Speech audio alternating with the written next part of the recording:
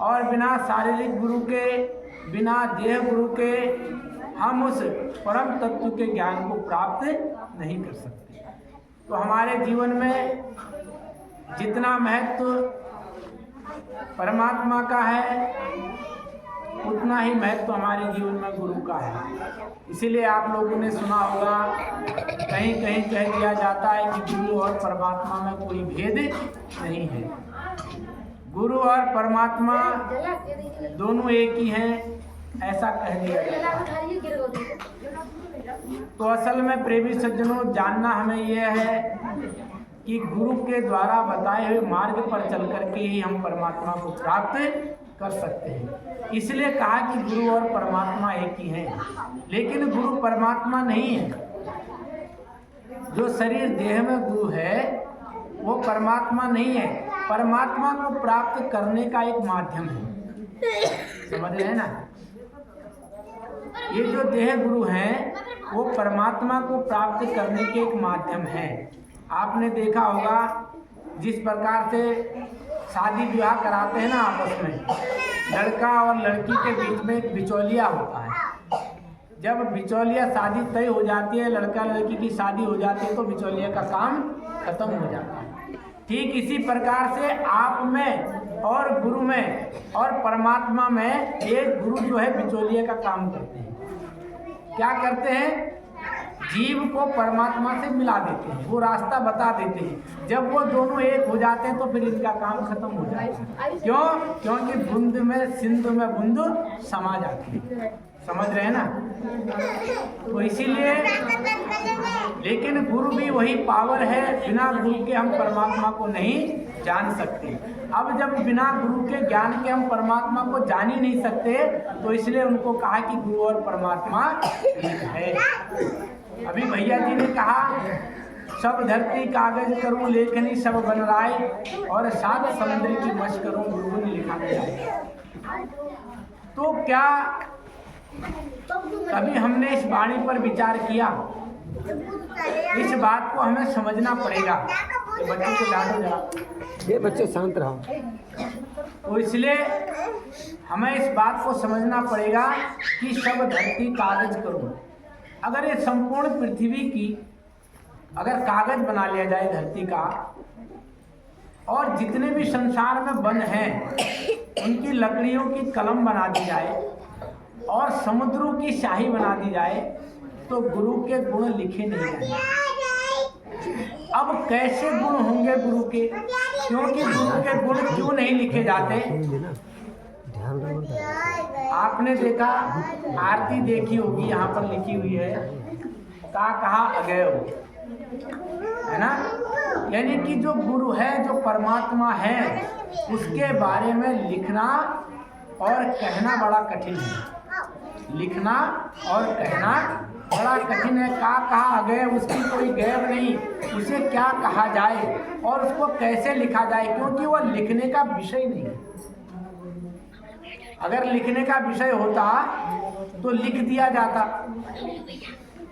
लिखने का विषय वहाँ तक है जहाँ तक हमारी बुद्धि जाती है, जहाँ तक हमारा मस्तिष्क जाता है, वहाँ तक हम लिख सकते हैं। और जहाँ पर हम उसके रूप हो जाते हैं, फिर वहाँ पर हम उसको लिख नहीं सकते।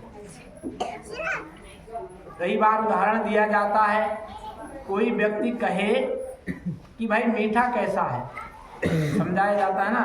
कहा कि मीठा कैसा होता है? उसने कहा भाई मीठा, मिश्री खाओ तो मुँह मीठा हो जाएगा। अब उसको मिश्री खिला दी। बोला भाई, अब उसको पूछा मीठा ऐसा ही होता है। अब उससे पूछो मीठा कैसा होता, तो वो भी नहीं बता पाएगा कि मीठा ऐसा होता। फिर क्या करोगे? जो पूछ रहा उसको भी मिश्री खिला दो, उसको भी कहो कि भाई जो स्वाद तेरे जीभ में आ रहा है वही मीठा होगा। अब उसको कोई लिख सकता है क्या? नहीं लिख सकता। नहीं लिख सकता है ना। मीठा तो लिख सकता है, लेकिन मीठा स्वाद है कैसा, उसे नहीं लिखा जा सकता। इसीलिए परमात्मा के गुरु को नहीं लिखा जा सकता। चाहे हम 7 समुद्र की मछली कर लें, सारे वनों की लकड़ी की हम कलम बना लें और धरती को कागज बना ले, उसके गुणों का तो हम बखान कर ही नहीं सकते। क्यों? अगर बखान करेंगे तो केवल दिखने वाली चीज का, जिसको हम देख सकते हैं। आई बात समझ में? किन आंखों से? इन आंखों से भौतिक चीजों का हम बखान कर सकते हैं, लेकिन जब हम अध्यात्म में गुरु के द्वारा बताए हुए रास्ते पर चल करके परम पिता परमात्मा का दीदार कर लेंगे तो वो पल न लिखने में आएगा न दिखने में आएगा। समझ रहे ना? इसलिए संत कह रहे हैं, चुप हुए संत महु चुप कीजिए, खाली शरण उत्तर नहीं।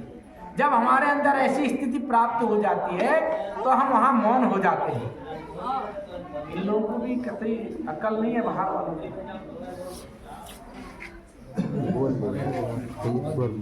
तो इसलिए इन बातों को हमें समझना पड़ेगा, जानना पड़ेगा। तो इसलिए समझना है। आज हम पुण्यतिथि मना रहे हैं, बाबा जी की भी और गुरु जी की भी, दो महान संतों की हम पुण्यतिथि मना रहे हैं। आप सब लोगों को उनके बताए हुए रास्ते पर चलना है। हम सभी लोगों को उनके बताए हुए रास्ते पर चलना है। जब तक हम उनके बताए हुए रास्ते पर नहीं चलेंगे तब तक हमारा जीवन सार्थक नहीं होगा। इसलिए प्रेमी सज्जनों, हमारे गुरु जी ने हमें सूरत शब्द योग का मार्ग बताया। कौन सा मार्ग बताया? सूरत शब्द योग। ये सूरत शब्द योग क्या है? हम लोग सार सतगुरु कहते हैं। ये सार सतगुरु क्या है? इस बात को आप लोग विशेष करके जानें, समझें। ये सूरत क्या है? हमारी आत्मा। और जब ये आत्मा उस शब्द में लग जाएगी उसका जुड़ाव हो जाएगा। योग कहते हैं जुड़ने को। योग किसको कहते हैं? जुड़ने को। सूरत का शब्द में जुड़ जाना ही क्या है? योग है। क्या है? सूरत का शब्द में जुड़ जाना ही योग है। इसीलिए इसको कहा सूरत शब्द योग। शब्द किसको कहा? परमात्मा की। आत्मन परमात्मा योगा व योगा। कहा कि आत्मा का परमात्मा में मिलना ही योग है, जिसको सूरत शब्द योग कहा गया। और हम लोग इसको सार सत्य गुरु क्यों कहते हैं? बड़े ध्यान से सुनिए। ये जो सार है, सार क्या है? इस संपूर्ण ब्रह्मांड को जो बनाने वाला है उसको भी जिसने बनाया, और इन सब में जिसकी सत्ता समाहित है वही सार है। समझ रहे ना?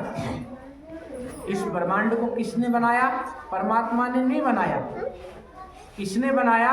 एक ऐसे परमात्मा ने बनाया जिनको हम काल निरंजन के नाम से जानते हैं। उस काल निरंजन को भी जिसने पैदा किया, उस काल निरंजन ने भी 3 देवताओं को पैदा किया। किस किस को? ब्रह्मा विष्णु महेश को। इन ब्रह्मा विष्णु महेश ने क्या किया? एक ने जीव को पैदा किया और एक ने जीव का पालन किया और एक ने फिर इनका संहार किया। तो इन सब का जो सार है, पैदा करने वाला है, वही सार है। और जो सार है वही संपूर्ण ब्रह्मांड में सत्य है। और इस सत्य को जो जना दे वही गुरु है। इसीलिए इसको सार सत्य गुरु। समझ में आया? ये जानना बहुत जरूरी है कि हम सार सतगुरु क्यों कहते हैं। और इसको जिस संत ने प्राप्त किया, जिस संत ने इस शब्द को प्राप्त किया और दिया, वो फलीभूत हुआ। तो प्रेमी सज्जनों, आज हम ऐसे महान संतों का जो पुण्यतिथि का समय है, आज गुरु जी की ये 16वीं पुण्यतिथि है। कितनी है? 16वीं। और बाबा जी की ये 4थी पुण्यतिथि है। तो इसलिए हम हर साल इसे मनाएंगे, हर्षोल्लास के साथ मनाएं। भले ही आज हमारे बीच में वो नहीं है, लेकिन वो हमसे दूर नहीं है। क्यों? गुरु हमारे अंग संग रहता है। एक बात ध्यान रखें, जो वृंदावन साहिब में पावर थी, उसके बाद ख्याली शरण महाराज जी में आई वही पावर, वही ताकत, वही शब्द। उसके बाद हमारे गुरु जी परम संत ठाकुरदास साहब जी के अंदर वही सत्ता आई, वही परम शक्ति आई। उसके बाद बाबा जी के अंदर भी वही परम शक्ति आई। और जितने भी गुरु इस गद्दी पर आसन होंगे उनके अंदर वही सतत धारा प्रवाहित होते चली जाएगी। उनमें और गुरु में कोई भेद नहीं होता, केवल देह बदलती है, शरीर बदलता है, शब्द नहीं बदलता, गुरु नहीं बदलता है। कबीरा वे नर अंध हैं जो गुरु को कहते हैं, और कबीरा वे नर अंध हैं जो गुरु को कहते, और हरि रूठे गुरु ठौर है और गुरु रूठे नहीं। गुरु में कोई फर्क नहीं होता। वो उन लोगों को ज्ञान नहीं जो गुरु को कुछ और समझते हैं, वो गुरु को कुछ और कहते हैं। गुरु ही एक ऐसा माध्यम है जिसके द्वारा हम परमात्मा को प्राप्त कर सकते हैं, अन्यथा औरों के बस की बात नहीं। और जब तक देहधारी गुरु सतगुरु हमारे जीवन में वो मार्ग नहीं बताएगा तब तक हम परमात्मा की भक्ति नहीं कर पाएंगे। और जब गुरु हमको वो रास्ता बता देते हैं, उस रास्ते पर चलने वाले होते हैं, फिर हमको कुछ जानना शेष नहीं रहता है। तो इन बातों को हमें अपने जीवन में उतारना पड़ेगा, तब हम संत महापुरुषों के रास्ते पर चलने वाले बनेंगे। आज हम संसार में कहते हैं पंथ पंथ, हम किस पंथ से हैं? कहा संत जना ये न गता सो पंथ। आज सब लोग पूछते हैं ना कि आप किस पंथ से हो, तो ये पंथ क्या है? पंथ होता रास्ता। तो आज बाबा जी हमको जो रास्ता दिखा गए, गुरु जी हमको जो रास्ता दिखा गए, उस रास्ते पर हम चल रहे हैं, वही हमारा पंथ है। संत जना ये न गता सो पंथ। संत महापुरुष जिस रास्ते पर चले वही पंथ है। समझ में आया? तो संत महापुरुष जिस भी किसी रास्ते पर चले, और संत महापुरुष किस रास्ते पर चले? जो सच्चे संत हुए वो परमात्मा के रास्ते पर चले। जिस रास्ते पर चलने से हमें परमात्मा की प्राप्ति हो, उस रास्ते पर चले, तो वही रास्ता हमारा भी है। तो गुरु जी की वाणी है। आज गुरु जी का जो पुण्यतिथि है उसमें थोड़ा सा हम प्रकाश डालेंगे गुरु जी की वाणी में।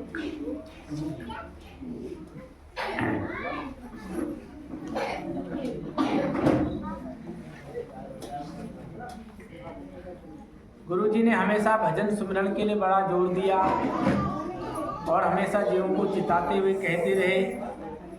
भजन सुमिरन की युक्ति गुरुदेव समझाते हैं। भजन अभ्यास के बारे में कहते हैं कि जब तक गुरुदेव के सत्संग की पूरी रसाई नहीं होगी तब तक मन मुकर सत्संग के कांटे पर नहीं टूट सकता। तन मन धन के गुरु चरणों में अर्पित करना जरूरी है, तब कांटे पर कांटा लगेगा और पूरी तरह लगन की चुंबक लगेगी, तब भजन अभ्यास का आनंद हासिल होगा। फिर भी भजन ध्यान पर बैठते हैं तो कभी मन परिवार की ओर दौड़कर लगता है, कभी जगत व्यवहार में। तब इसलिए गुरुदेव ने आसानी से कांटा लगाने की युक्ति बताई है कि नाम रूप धुन तीनों वस्तुओं को एक रस करके कांटे पर तुलेंगे तब सहज में ही कांटा लगेगा। अजपा में नाम का सुमिरन, बिन श्रवण अनहद धुन को ध्यान से सुनना और बिन तिल नेत्र गुरुदेव दयाल के स्वरूप को लगने से पूरी प्राप्ति, यानी कि हम उस परमात्मा की प्राप्ति, गुरु की प्राप्ति कैसे करें, ये बड़ा समझने का विषय है। तो भजन सुमिरन की युक्ति गुरुदेव जी ने बताई। अब इस पर हमको अमल करना है।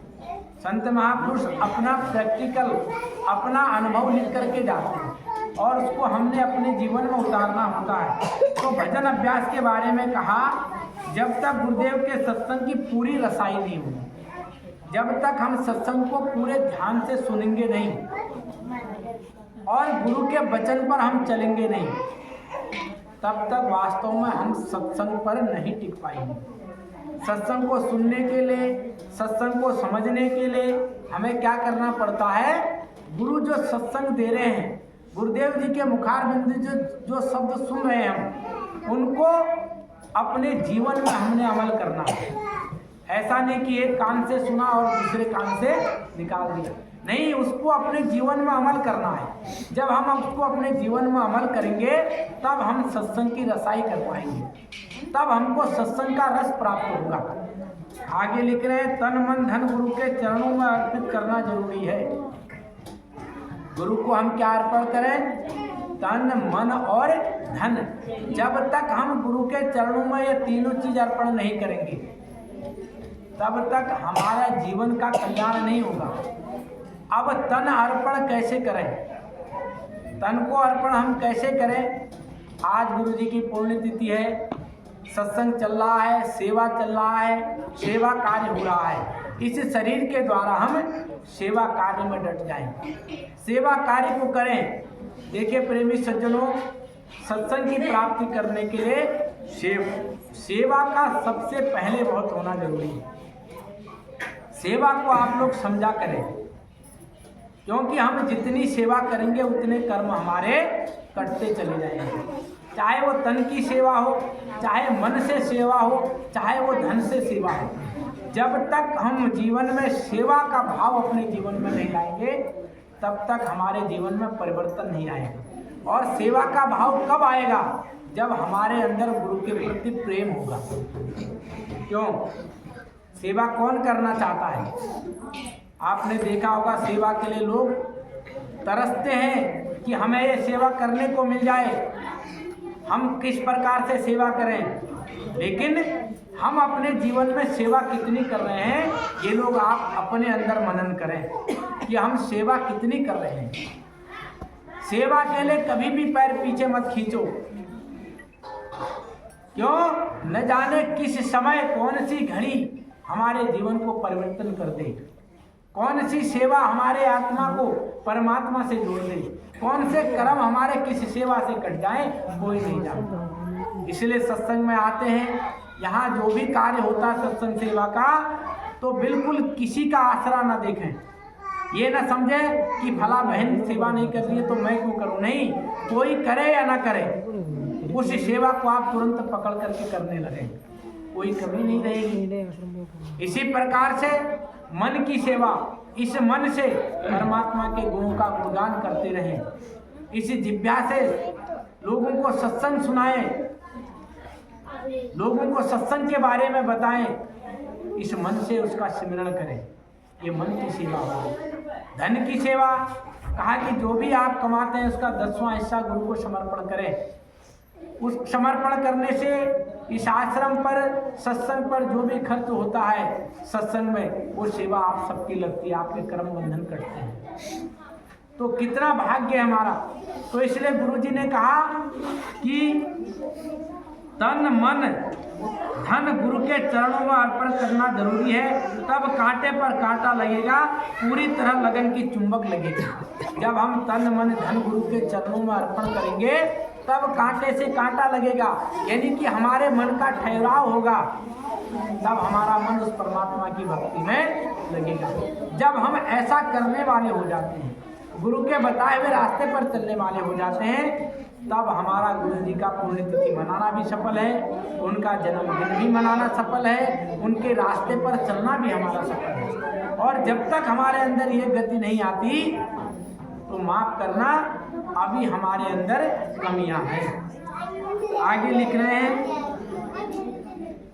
भजन अभ्यास का आनंद हासिल होगा, और तभी भजन अभ्यास का आनंद हासिल होगा।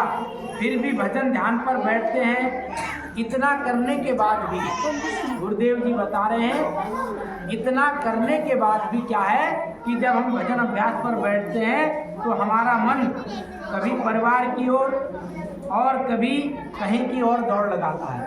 होता है ना ऐसा? आप भजन पर बैठोगे तो ये मन भजन से आपको उठाने की कोशिश करता है, कहीं और लग जाएगा। जो चीज़ें कभी याद नहीं आती हैं वो चीज़ें भजन पर बैठने पर याद आ जाती हैं। क्यों? क्योंकि इस मन को काल ने अपने अंडर में कर रखा है, और ये मन क्या है, हमसे खेल करवा रहा है। ये मन ही सबसे बड़ा काल है। तो ये मन क्या कर रहा है, हमको इस दुनिया में भरमा रहा है, भजन करने नहीं देता। इसीलिए गुरुजी लिख रहे हैं, हम इतना करने के बाद भी सत्संग सेवा करने के बाद भी ये मन ऐसा है कि भ्रमता रहता, कभी परिवार की ओर कभी दुनिया की ओर दौड़ता है। तो इसलिए इसको एकाग्र करने की कोशिश करें। जब तक हमारा मन एकाग्र नहीं होगा तब तक गुरुजी कह रहे हैं कि कांटे पर कांटा नहीं लगेगा। कांटे पर कांटा लगना आपने देखा होगा। अब आजकल तो वो कंप्यूटर वाले कांटे चल गए। पहले वो कांटा आता था, दोनों तरफ पलड़ा होता था और बीच में कांटा होता था। जब तक दोनों तरफ का वजन बराबर नहीं होगा कांटे पर कांटा नहीं ठहरता। अब जब दोनों तरफ सामान बराबर होगा, वजन बराबर होगा, तो कांटा कांटे से लग जाएगा, बिल्कुल सीध में खड़ा हो जाएगा ना। ठीक इसी प्रकार से यह जब मन हमारा गुरु भक्ति में लग जाएगा, ठहर जाएगा, नाम रूप धुन तीनों एक जब हो जाएंगे तो फिर परमात्मा दूर नहीं है। लेकिन करना क्या है? हमको वजन बराबर करना है, सम करना है, अपने आप को स्थिर करना है। वजन बराबर करने का क्या मतलब? दोनों पलड़े, मन को भी और अपने आप को। तन थिर मन थिर आप थिर। अपने मन को भी थिर करना है, अपने शरीर को भी थिर करना है और अपने आप को भजन से जोड़ना भी है। तब कांटे पर कांटा लगेगा। जिन खोजा तिन पाया गहरे पानी पे। जिन्होंने खोजा उनको मिला, जिन्होंने मन लगाया उनको मिला।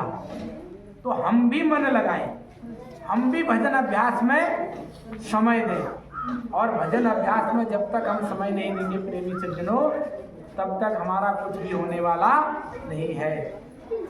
क्योंकि ये मन हमको घुमा रहा है संसार में, है ना। संसार में घुमा रहा है और संसार की रौनकें देख करके, संसार के चीज़ों को देख करके हम उससे लुभा गए हैं और परमात्मा को भूलते जा रहे हैं। इसलिए प्रेमी सज्जनों, हमारा धर्म और कर्म यह है कि हम परमात्मा का भजन करें और गुरु के बताए हुए रास्ते पर चलें, तब हमारा जीवन सार्थक है। आगे गुरु जी बता रहे हैं, संतों ने विश्वास के बारे में लिखा है कि संसार में विश्वास करना महान बात है। असल में खाली अंधविश्वास करना फायदेमंद नहीं। अब कहा संसार में विश्वास करना बड़ा मुश्किल है, और केवल अंधविश्वास करना नहीं, विश्वास करना। अब हमको विश्वास कैसे हो, है ना। तब गुरुजी लिख रहे हैं, संतों ने विश्वास के बारे में लिखा है कि संसार में विश्वास करना महान बात है। असल में खाली अंधविश्वास करना फायदेमंद नहीं, क्योंकि अंधविश्वास करना धोखा खाना है। संसारी लोग जिन्होंने संतों का सत्संग नहीं किया, वह कह बैठते हैं भगवान हर रोज किसी न किसी रूप में दर्शन देता है। यह भी कहते हैं कि जिसे दर्शन नहीं होता वह जीवित नहीं रहेगा। परमात्मा हर घर में मौजूद है, तो वह दर्शन किसे देगा और कैसे देगा बाहर। तो बड़ी सुंदर बात लिखी है। इस वाणी को आप लोग समझने की कोशिश करें। कितना सुंदर शब्दों में गुरुजी ने लिखा कि संसार के लोग जिन्होंने जाना ही नहीं और समझा ही नहीं, तो लिख रहे हैं संतों का जिन्होंने सत्संग नहीं किया, तो कभी कई लोग कहते हैं कि भगवान हर रोज मिलता है। कहा होगा ना, कहावत है ना, अरे भगवान तो कहीं पर भी मिल जाता है और हर रोज मिलता है। तो भगवान अगर हर रोज मिलता है, हर जगह मिलता है, तो फिर क्या हम लोगों को भी मिला? तो क्या हम लोगों को भी भगवान रोज मिलते हैं? अगर रोज मिलते तो सबको मिल जाते, फिर इतनी भक्ति करने की आवश्यकता क्यों रहती? क्यों? अगर परमात्मा रोज मिलने वाले होते तो संत महापुरुष धराधाम पर क्यों आते और आकर के इतनी भक्ति में हमें क्यों लगाते? इसका मतलब भगवान को पाना इतना आसान नहीं है। और जब सद्गुरु हमारे जीवन में आते हैं तो फिर भगवान को पाना आसान भी बहुत है। दोनों बात है ना। एक तरफ तो कह रहे हैं कि भगवान को पाना बड़ा कठिन है, और दूसरी तरफ कह रहे हैं कि भगवान को पाना बड़ा सरल है। अब कठिन कैसे है?